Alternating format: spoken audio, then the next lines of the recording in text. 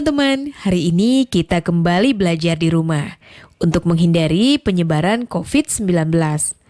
Hari ini kita akan menyaksikan tayangan menarik tentang Candi Borobudur. Kita simak bersama yuk.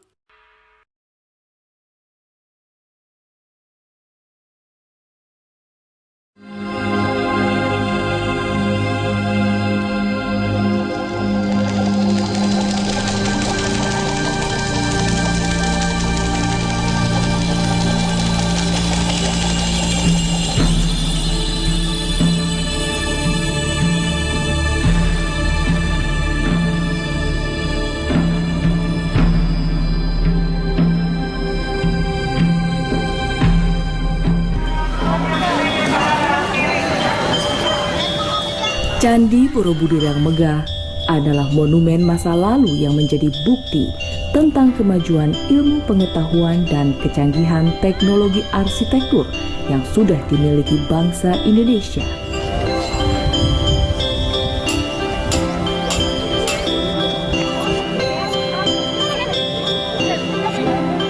Candi Borobudur adalah situs candi Buddha yang terbesar di dunia.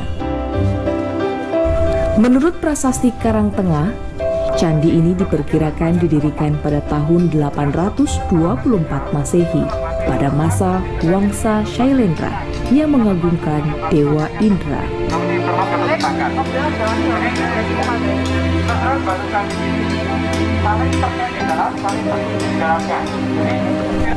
Candi Borobudur dibangun oleh Raja Semaratungga pada tahun 824 Masehi.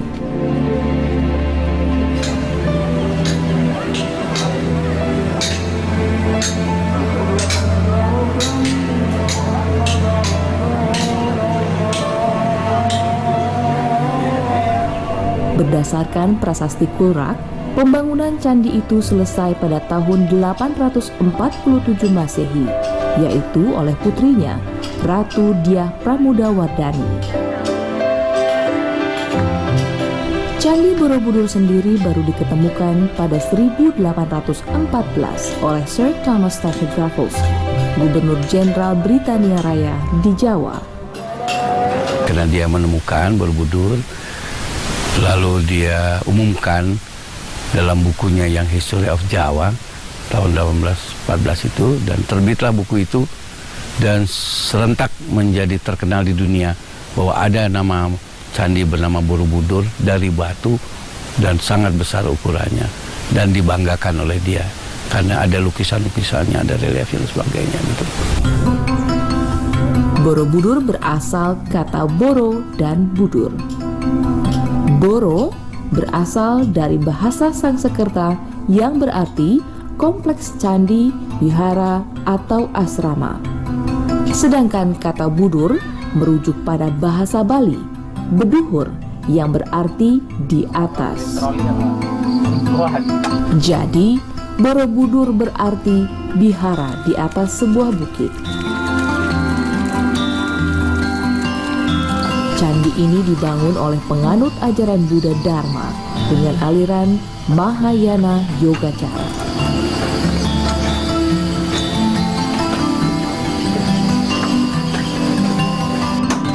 Borobudur menggambarkan 10 tingkatan bodhisattva yang harus dilalui untuk mencapai kesempurnaan menjadi Buddha.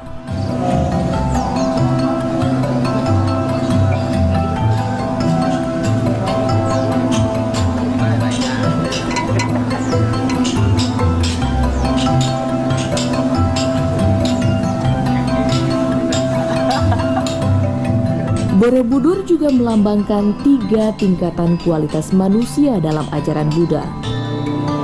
Di tingkat Kamadhatu, dunia masih dikuasai oleh hawa nafsu. Di tingkat Rupadatu, dunia yang sudah dapat membebaskan diri dari nafsu, tetapi masih terikat oleh rupa dan bentuk. Tingkat ketiga adalah Arupadatu, di mana manusia sudah terbebas dari segala keinginan dan ikatan bentuk dan rupa, namun belum mencapai nirwana.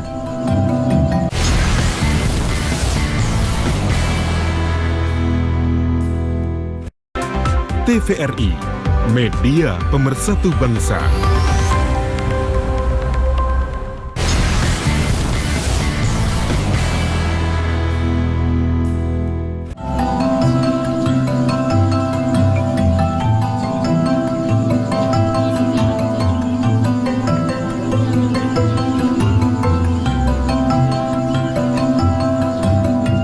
Candi Borobudur bukan cuma bangunan religius, tapi juga menjadi monumen yang merekam berbagai kehidupan sosial masyarakat di zamannya.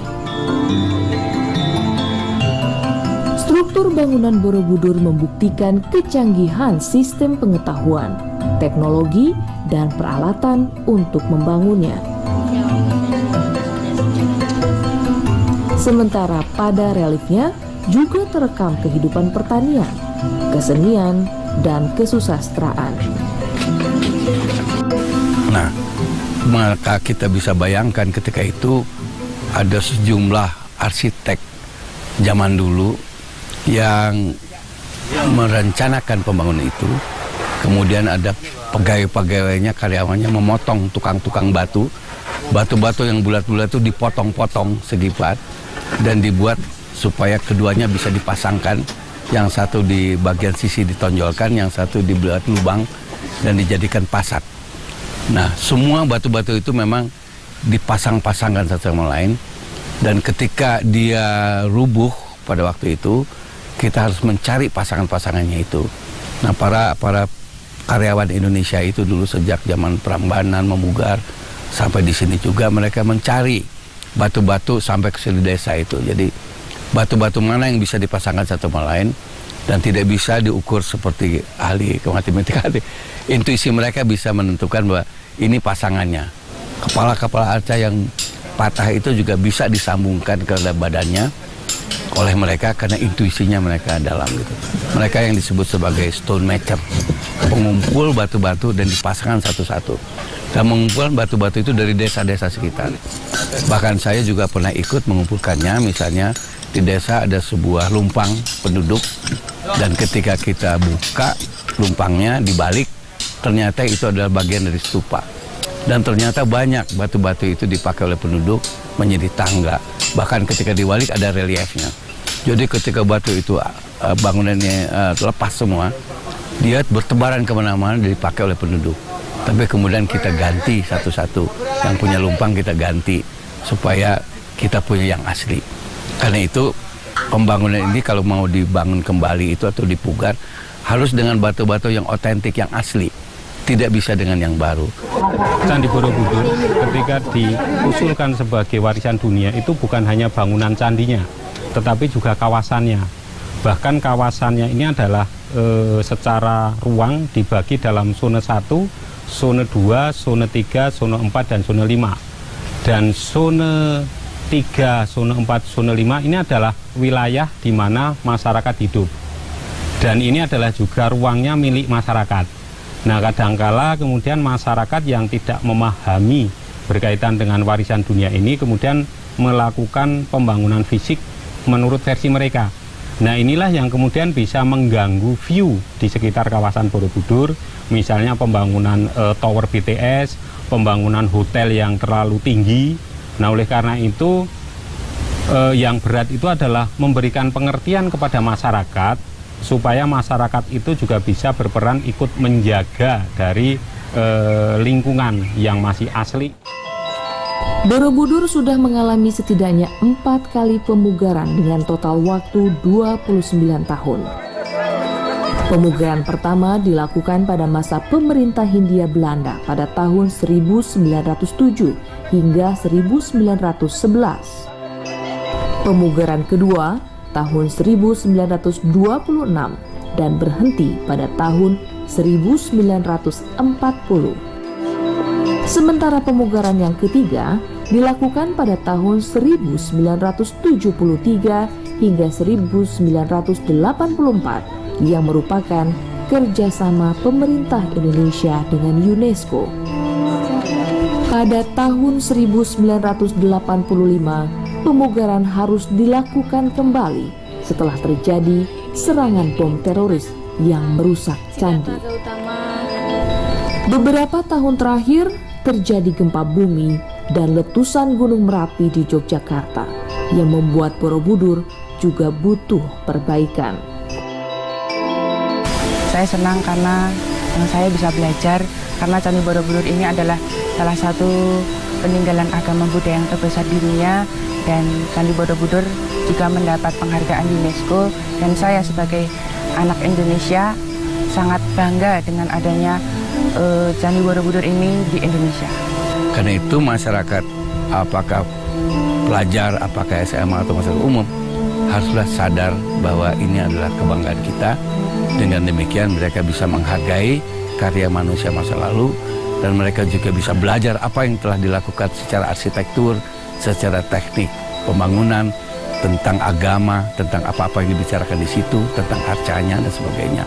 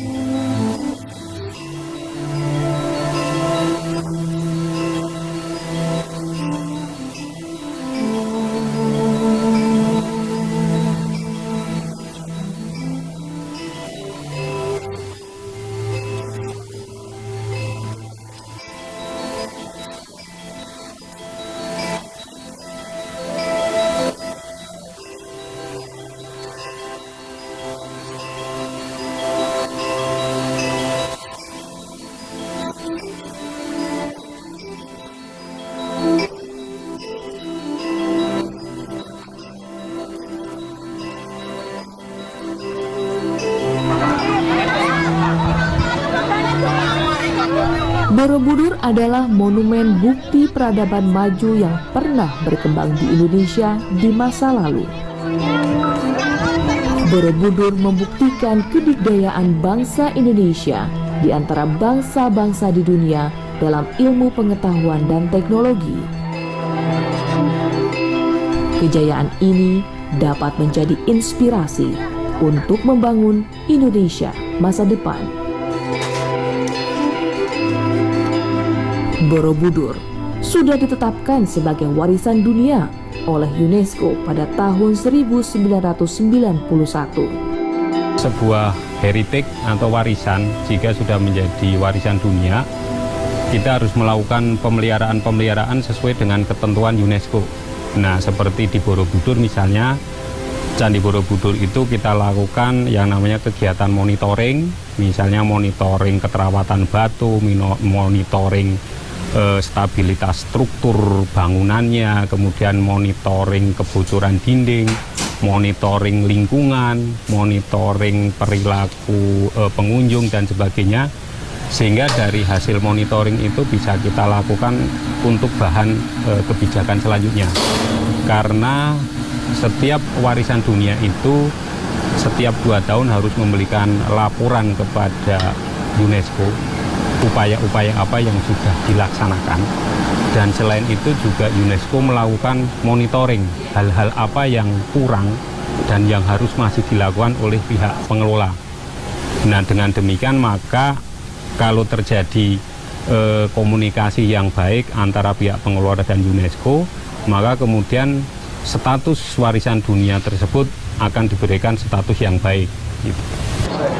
Penting sekali bagi masyarakat, selain memahami, juga bagi pengelola, selain mengerti persis konsekuensinya penetapan warisan budaya dunia ini adalah bahwa sekarang seperti Borobudur dan Prambanan itu bukan saja milik Indonesia ya, namun juga milik dunia. Nah, oleh karena itulah penting sekali ini berfungsi sebagai jati diri bangsa ya, sebagai identitas. Seperti misalnya saja Eiffel Tower untuk Perancis, seperti misalnya saja Angkor Wat untuk Kamboja dan sebagainya. Jadi kita memiliki Borobudur, Prambanan, otomatis klik masyarakat dunia adalah melihat bahwa itu Indonesia. Pada tahun 2012, Guinness World Records di London, Inggris mencatatkan secara resmi Candi Borobudur sebagai situs arkeologis Candi Buddha terbesar di dunia. Pernahkah Anda berkunjung ke Candi Borobudur? Candi Borobudur ini dibangun pada tahun 824 Masehi dan selesai pada tahun 847 Masehi. Bangunan dan arsitek Candi Borobudur ini menunjukkan bahwa teknologi Indonesia pada masa itu sudah maju. Pada tahun 1991, UNESCO menetapkan Candi Borobudur sebagai warisan dunia. Sekarang tugas kamu catatlah pertanyaan berikut. 1. Mengapa UNESCO menetapkan Candi Borobudur sebagai warisan dunia pada tahun 1991? 2. Bagaimana upaya yang dilakukan agar status Candi Borobudur tetap baik menurut UNESCO? 3. Sebagai bangsa Indonesia, apakah kamu bangga dengan Candi Borobudur? Tuliskan pendapatmu.